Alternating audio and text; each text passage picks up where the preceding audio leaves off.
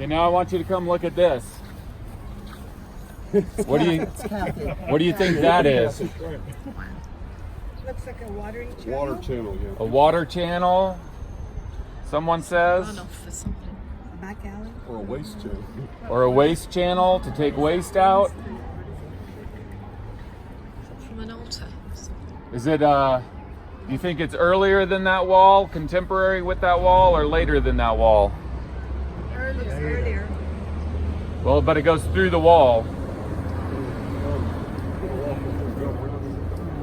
Okay, then come look at this.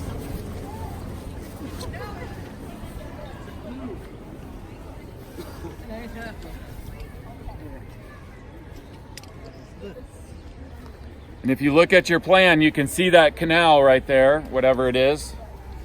And then look where I'm standing, right on the corner of some structure. We're just guessing. Who knows? By the way, look up here, we got a building. You can see it right here. And what's that at the end of it facing? Which way? Asp. It's an apse. Apse. Yeah. And so what might that building be? Almost church. Could be a church. Church of the. Okay. One of the 4 churches. Okay, now. Look how easy this is. We turn the page to 10, and I'm just going to read one scripture right under time of Abraham, Genesis 13:18, in that first column right there. And as I read this one scripture, all of a sudden the interpretation of this place is going to come alive. So Abram, of course later renamed Abraham, went to live near the great trees of Mamre at Hebron, where he pitched his tents. There he built an altar to Yahweh. Okay, so right there in that one verse, then all of a sudden this place comes alive. You realize all this is here because this is where Abraham pitched his tent and built an altar to worship the Most High God. Okay, now if you look at the site, if you look at the next page, 12, what I did is I took the different layers that that Mamre had identified up in the left-hand corner, and then I color-coded them for you to make it as simple as possible. And then I put the layers from the latest down to the earliest. And what I want you to look at is the oldest layer is what I'm standing on, which is the purple. And if you look over at the corner that I'm standing on, which would have continued over this way, do you see that all the rest of this site is centered around this? Including the church. Look at the church. One thing about this church, this is one of the 4 churches that Constantine commissioned to be built. But this is a short church. It's extremely short and wide. Why? Because this is in front of it. It was built in between 2 structures that already existed.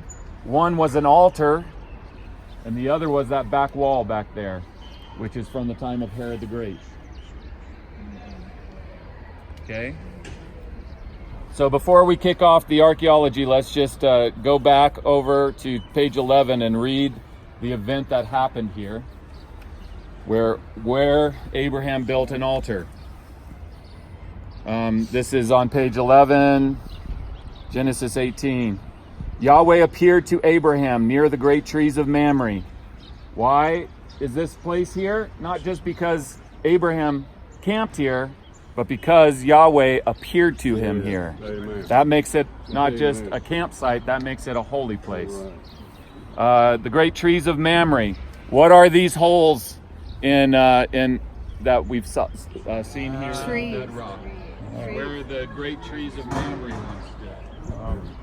Right? They grow right up through the bedrock, and the only thing that is evidence that they once stood here is the holes where once they stood. Makes sense, doesn't it? We got a spring of water right there, and big trees What a nice place to have a campsite if you got a whole bunch of animals. Yeah.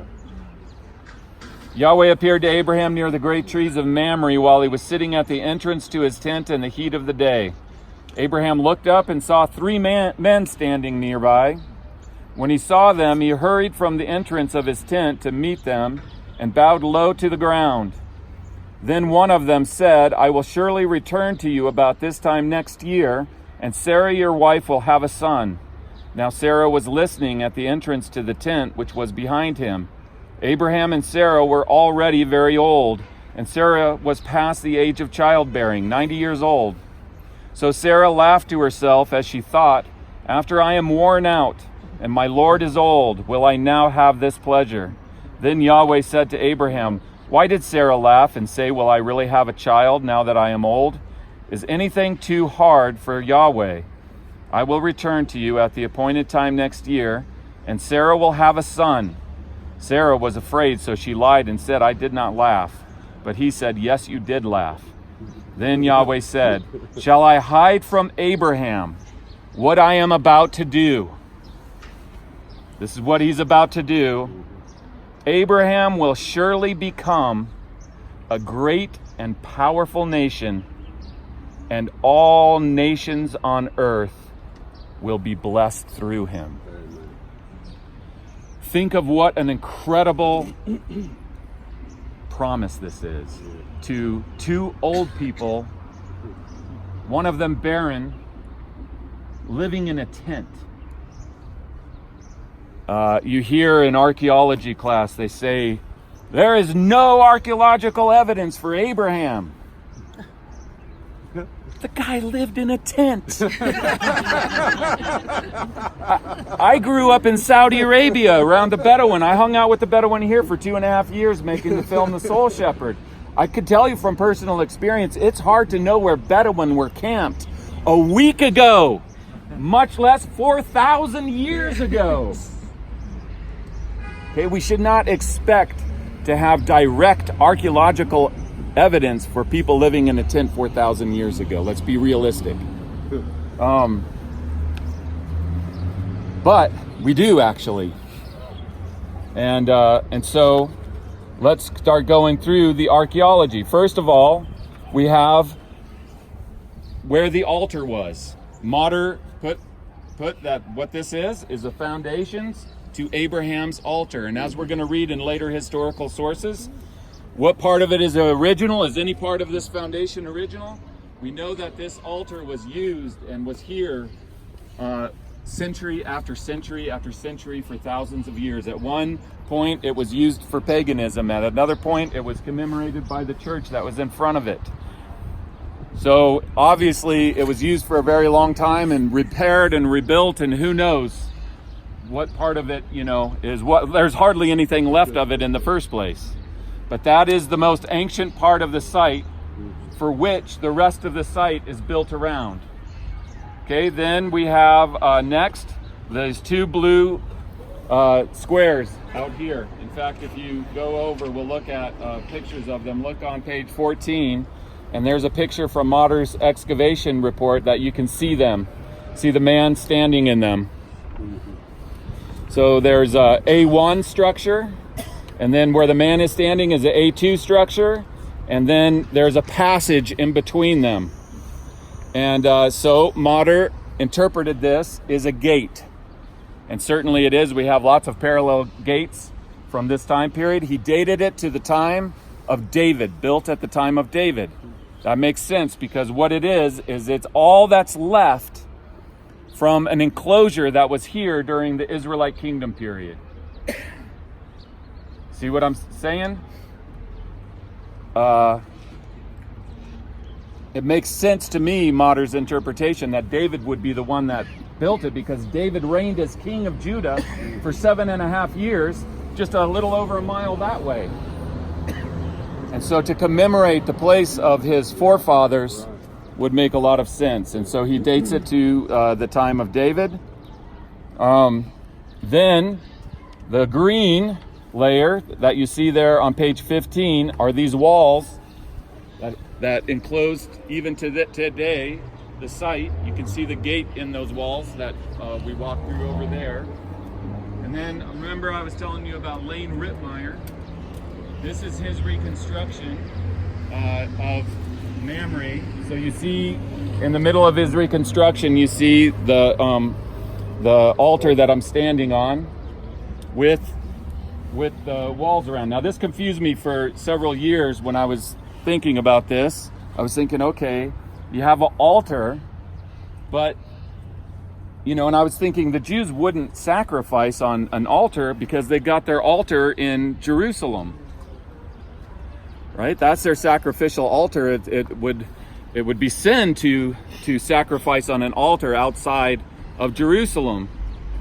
Well, then it took me a long time to catch on, and I was like, oh, it's not an altar to use for sacrifice. It's Abraham's altar that is being commemorated here.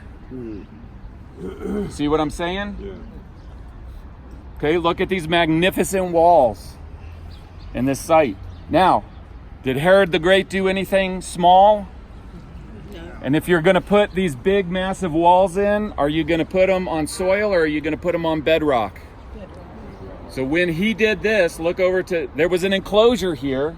Wasn't his idea to enclose this altar, but when he did it, when Herod the Great did his great enclosure, it wiped out the enclosure. Look again on the page 14, wiped out the Israelite enclosure that was here before, except for the gate leading into it was all that survived. See? Just like in Jerusalem, the Temple Mount that Herod the Great expanded wiped out the evidence for the Temple Mount that was there before he did his expansion work. Okay? And then we get to the church, one of Constantine's churches. And I'll read let's read some of the historical sources that we have on this. So in the first column, towards the bottom, that first quote, this is a Eusebius quote. He's quoting Constantine, a letter from Constantine. And Constantine is talking about Eutropia, his mother-in-law, who came and visited this site. So he says this, she, that is Eutropia, assures me then that the place which gains its name from the oak of Mamre, where we find that Abraham dwelt, is defiled by certain of the slaves of superstition in every possible way. She declares that idols, which should be utterly destroyed, have been erected on the site of that tree, that an altar is near the spot, and the impure sacrifices are continually performed. So guess what statue they found here in the excavation? Hermes, the messenger of the gods.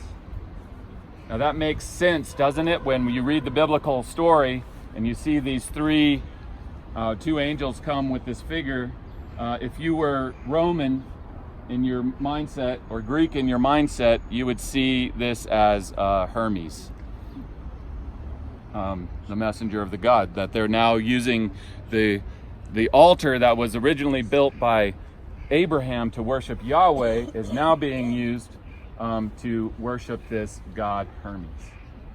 So here's what do you think Constantine's going to do about this? You think he's going to, oh, that's okay, that's all right? No, you don't think he's, okay, look at the next one down. This is what Constantine says, that every idol which shall be found in the place above mentioned shall immediately be consigned to the flames, that the altar be utterly demolished. The place itself we have directed to be adorned with an unpolluted structure, a church in order that it may become fitting place of assembly for holy men.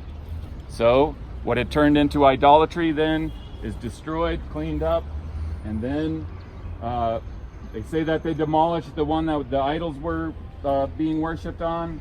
They must have rebuilt it in front of the church to be commemorated again as Abraham's altar.